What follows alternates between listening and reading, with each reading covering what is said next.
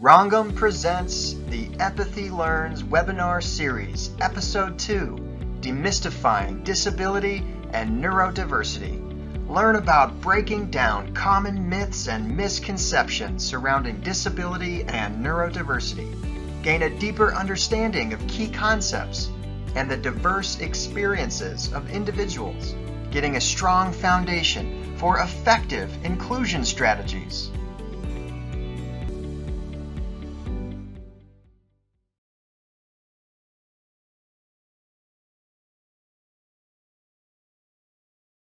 Hello, friends, and welcome back to the EmpathyLearns webinar series, Unlocking the Power of Disability Inclusion and Neurodiversity in the Workplace.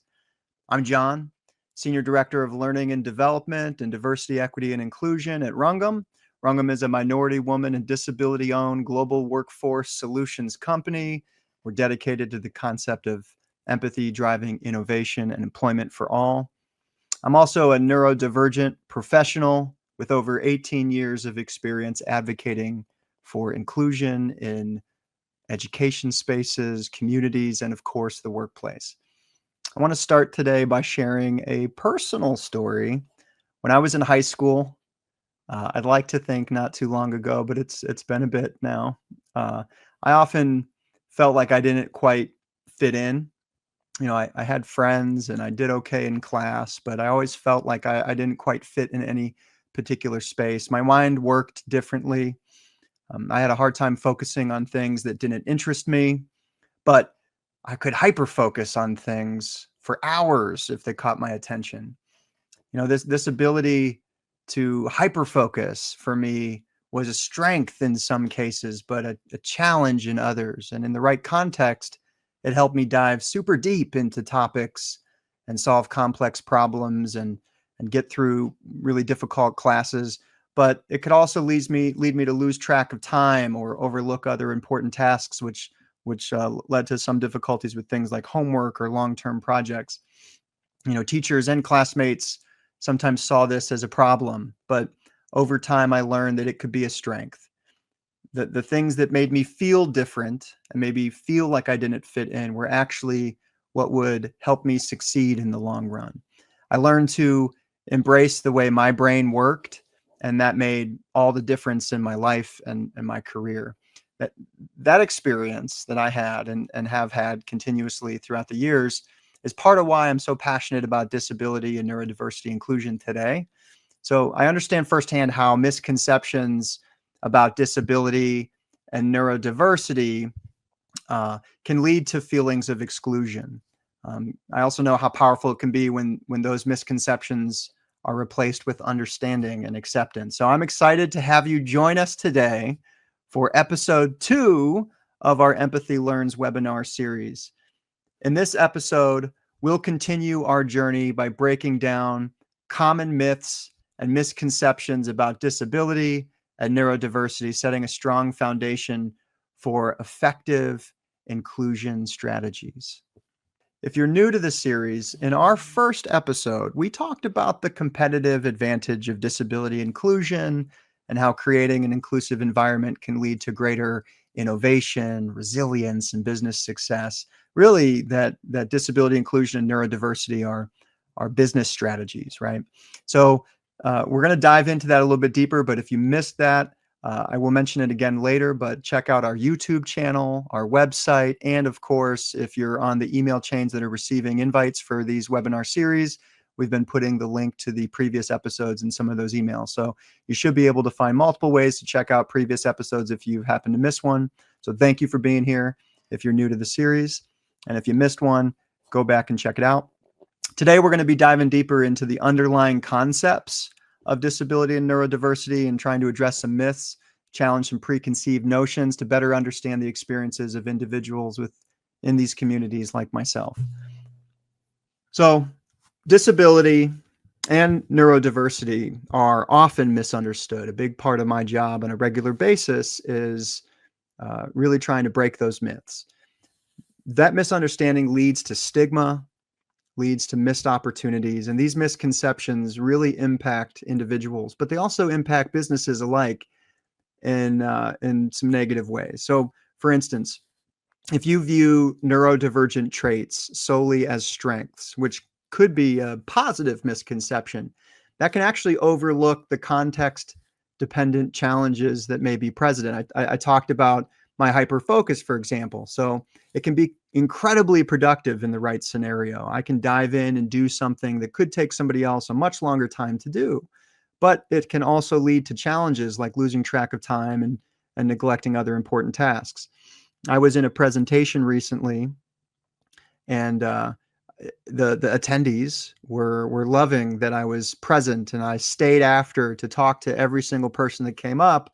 But I forgot that my wife was waiting for me to pick her up, and so even though professionally it was a positive, and on the personal side, my wife wasn't too happy that it slipped my mind what time it was. Right. So it can be a strength, but it can also cause challenges. And that nuanced approach is really important. So there can be positive myths, but I wanted to tackle some of the more negative myths today, some of the things that I hear time and time again from neurodivergent and disabled employees, and also from businesses who are trying to change their culture.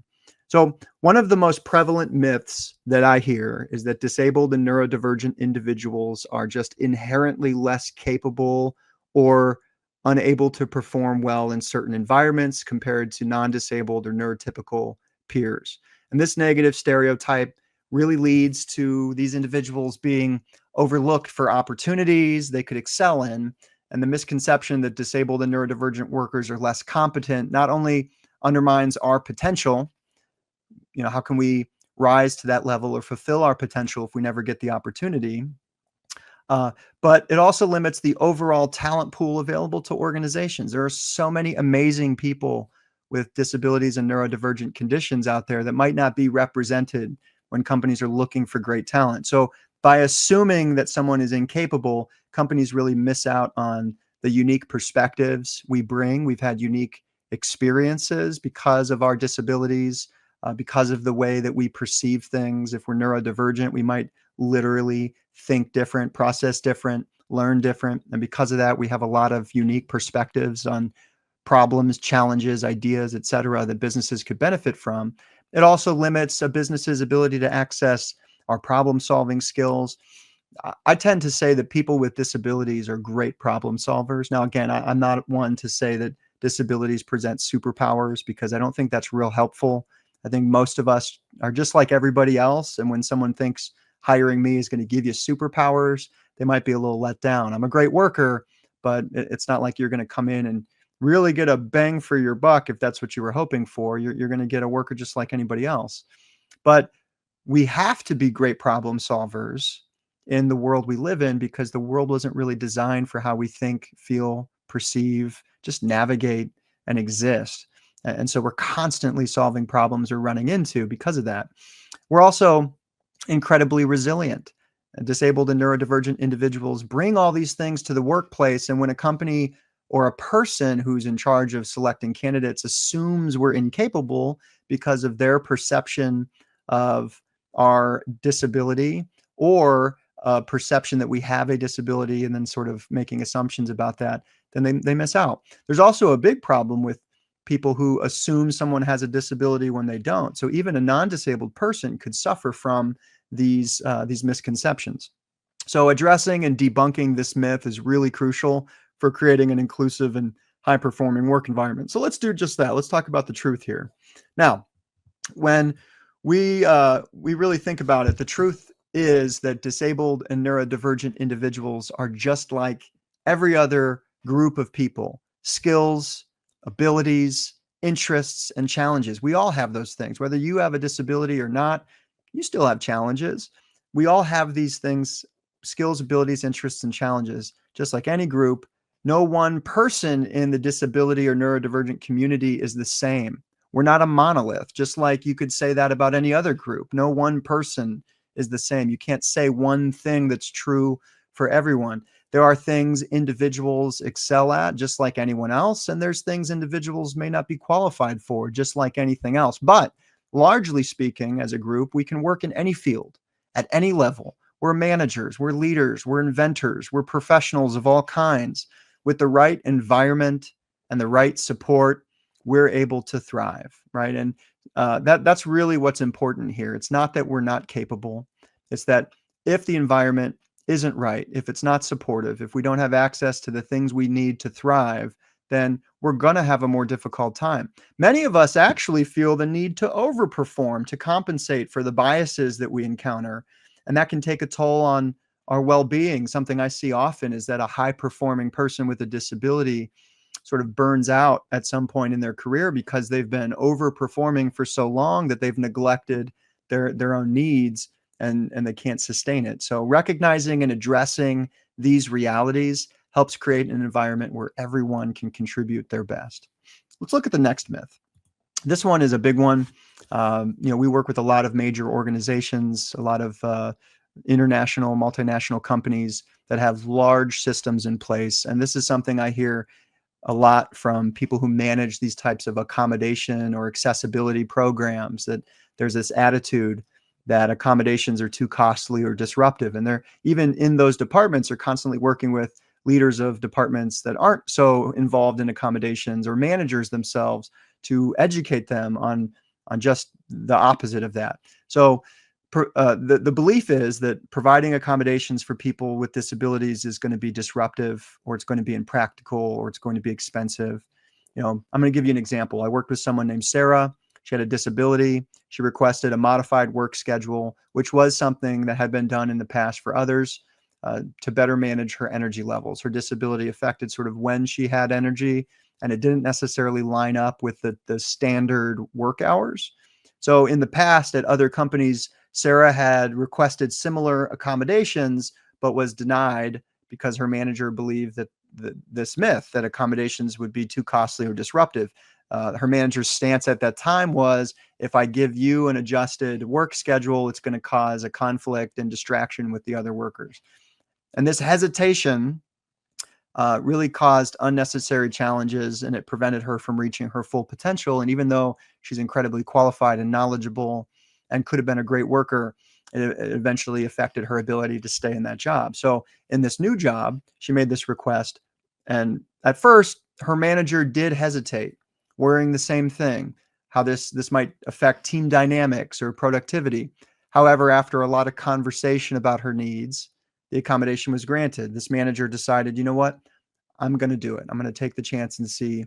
I think it's worth it for you to be able to perform at your level and have the support you need than the potential risks that I'm concerned about. And over the next few weeks, it became clear that Sarah was focused, productive, engaged with her work, and the rest of the team quickly realized that that modification had little or no negative impact on workflow. And in fact, it improved morale overall, because seeing Sarah get the support she needed to thrive really made others feel like they would also if they were in a similar situation. And that story to me illustrated just how preconceived notions about accommodations can lead to missed opportunities for both the employee and the organization. So let's look at the truth in Sarah's story, which is that accommodations are either low cost or completely free, and they significantly improve productivity, they reduce turnover, they help cultivate employee loyalty, which is key. Research from the Job Accommodation Network, or JAN, indicates that 58% of accommodations cost absolutely nothing. And the average one-time cost for those that do have one is only $500. So investing in accommodations ultimately leads to a more engaged and effective workforce, and it costs so much more to replace an employee than simply a $500 purchase. Some of the common things I see that are actually purchased have to do with very inexpensive, easy to acquire equipment like noise canceling headphones. So it's a no-brainer. Accommodations have a great business impact. And the thing that I'd like to say, I teach all the time with HR professionals, is if we can shift the reaction managers and HR professionals have to the word accommodation, the first reaction I often see is, "Ugh, not that again." If we can get it to, all right, I get to be a part of a conversation that's going to help another human being be a better performer, that's amazing. that's something I want to be a part of, and I can get excited about it. Of course, I want to make sure it's right for the business, but if we can figure out what's right for the business and what's right for this person, then ultimately this is a win-win, and that's something to be excited about. Let's look at the next myth here.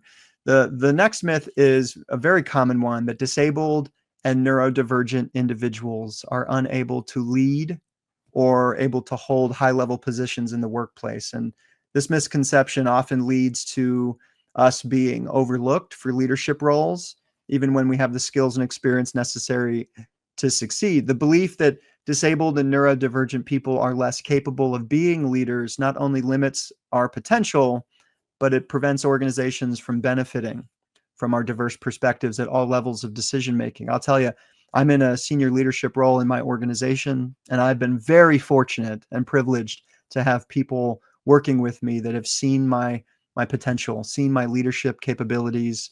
I've gotten feedback from my team many times that the way that I lead them with empathy, the way that I listen, it has been so impactful on them. And quite frankly, the reason I am that way is because I have ADHD. When I'm with people, I'm very present. I'm very understanding. I really connect with how they're feeling and thinking, and I'm constantly looking to solve problems so that they can achieve and perform at the highest level. And I don't believe, if I didn't have ADHD, I don't believe that I'd be able to do those things as well as I'm able to. And if I didn't have people that believed in me as a leader, I would have never had that opportunity.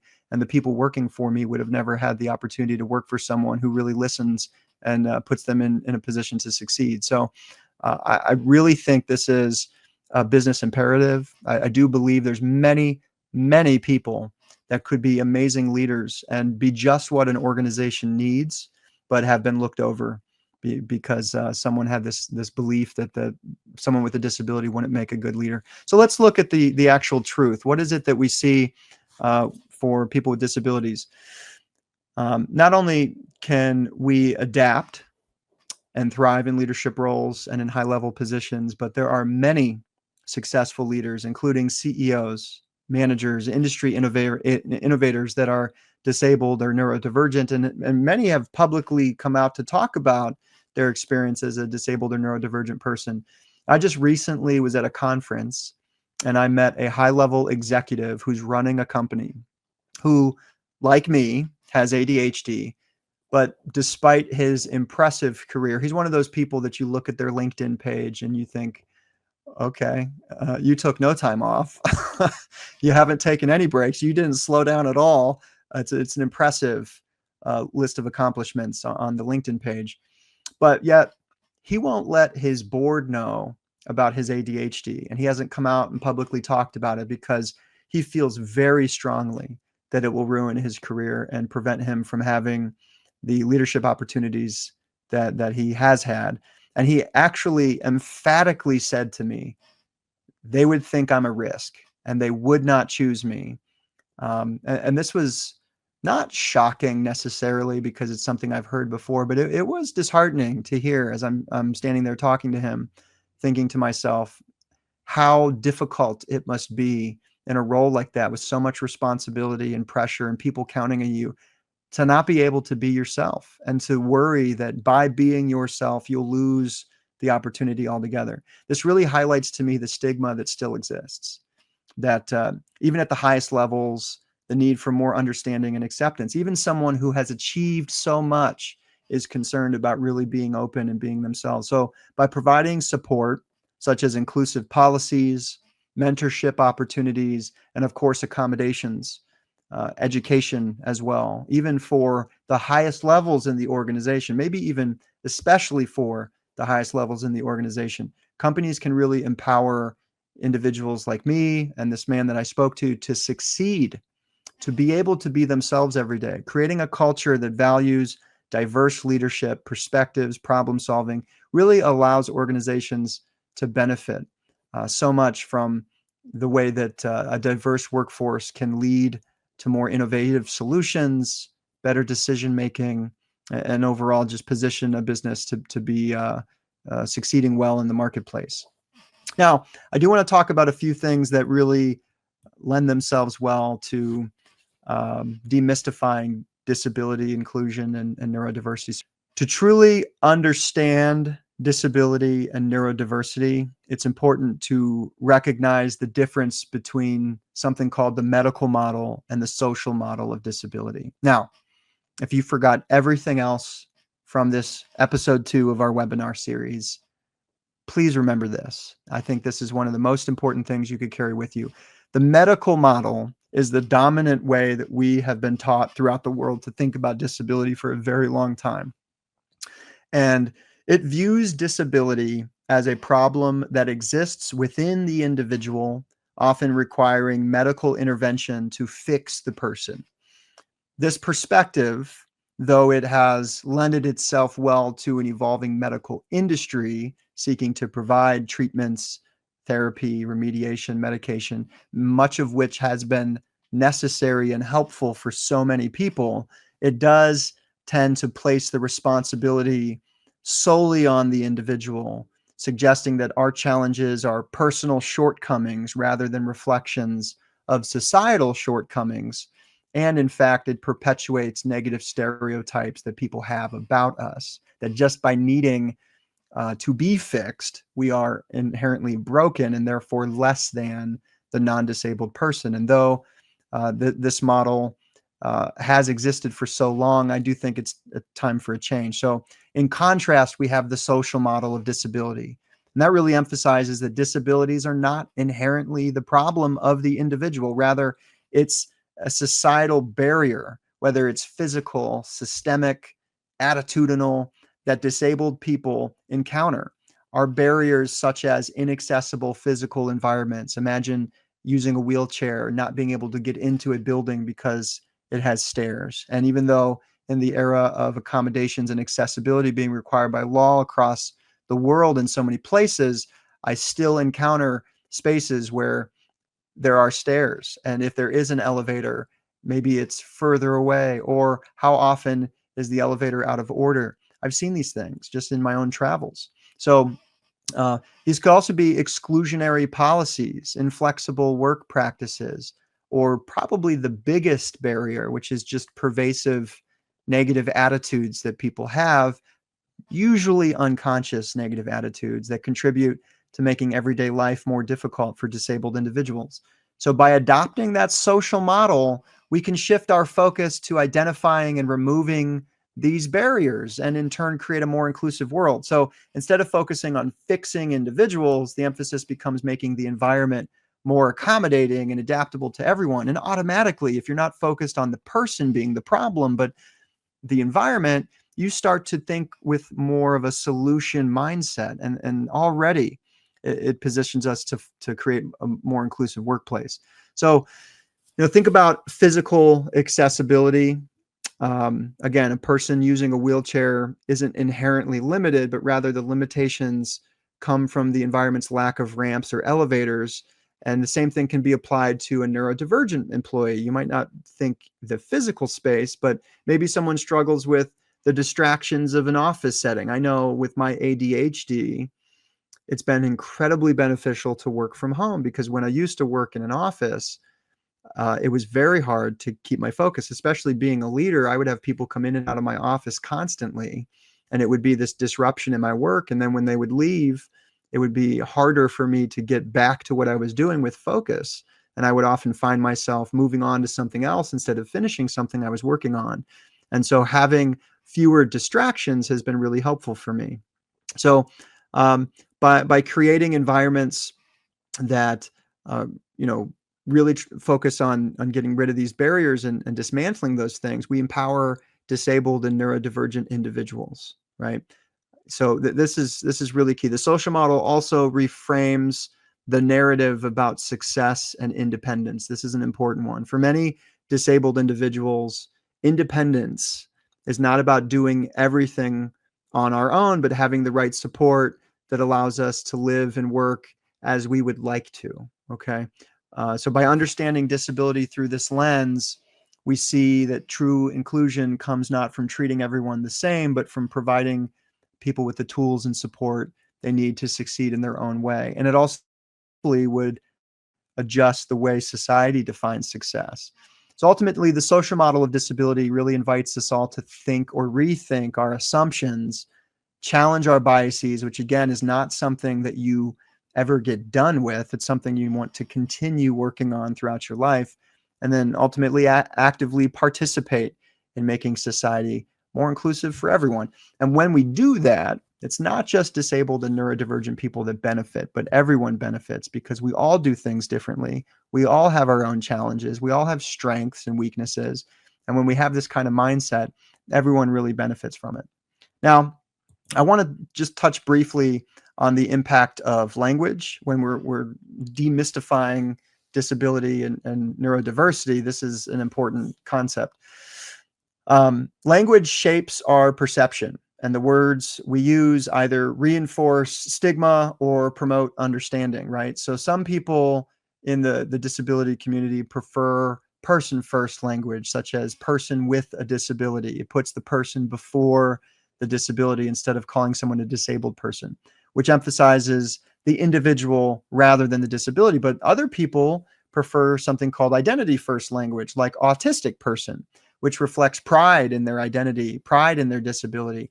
And the key here is there isn't one right way. Some people have different preferences, but the key is to respect these preferences and acknowledge that there is no one size fits all approach.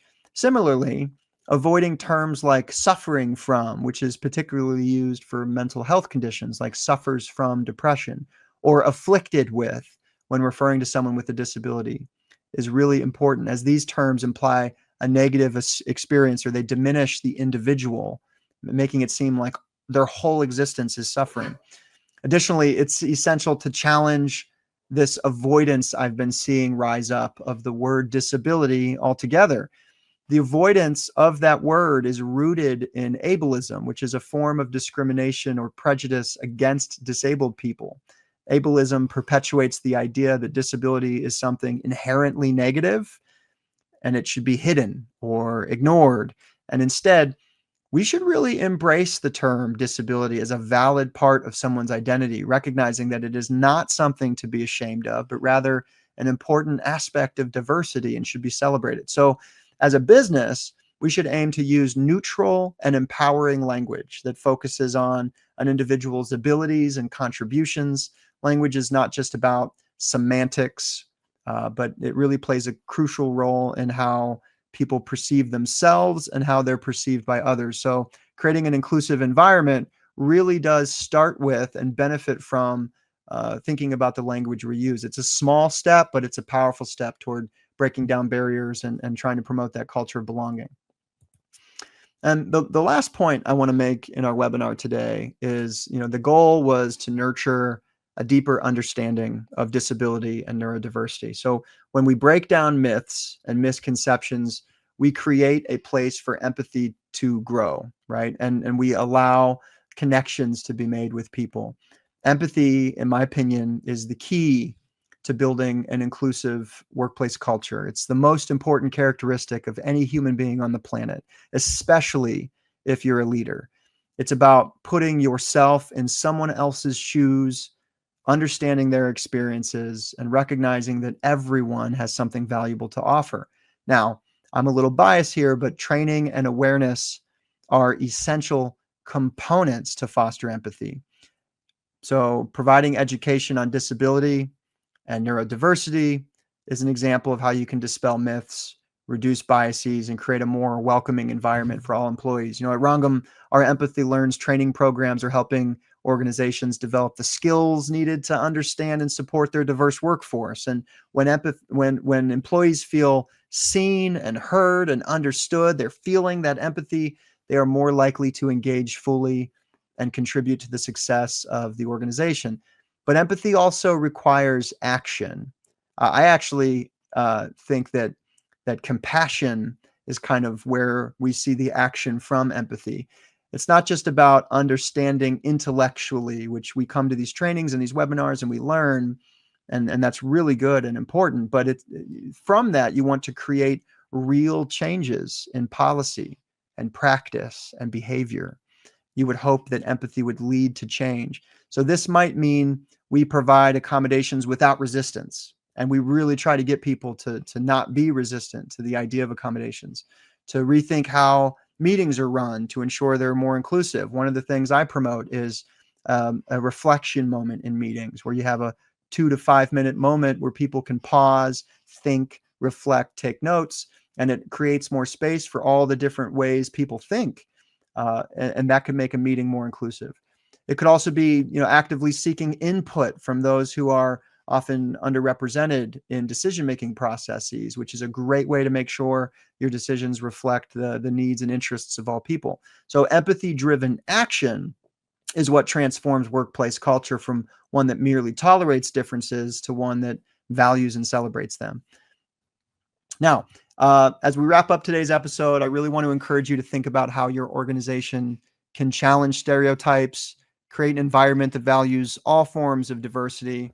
Disability and neurodiversity are assets. I've talked about it now in 2 episodes. I'm going to talk about it in 10 more that bring strength, resilience, new perspectives to the workplace. And by breaking down those barriers and creating a more empathetic culture that has understanding, we can create a more inclusive world where everyone has the opportunity to succeed, grow our talent pipelines, create better products, be more capable of solving problems. So if you'd like to learn more about how we can support your company's journey toward inclusion, we'd love to connect with you. At Rangam, we offer a variety of training programs, consultative support, and services designed to help organizations understand, embrace, and champion disability inclusion and neurodiversity. So feel free to reach out to us to explore how we can partner together to make meaningful difference, meaningful change, put that empathy in action.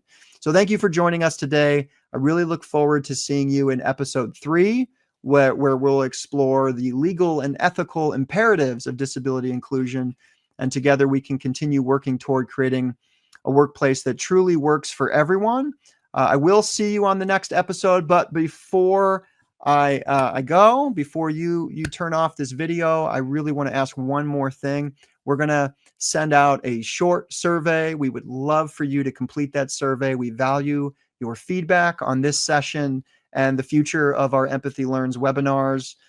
So good luck. I hope you all have a wonderful day and can create some positive change. Thank you, friends.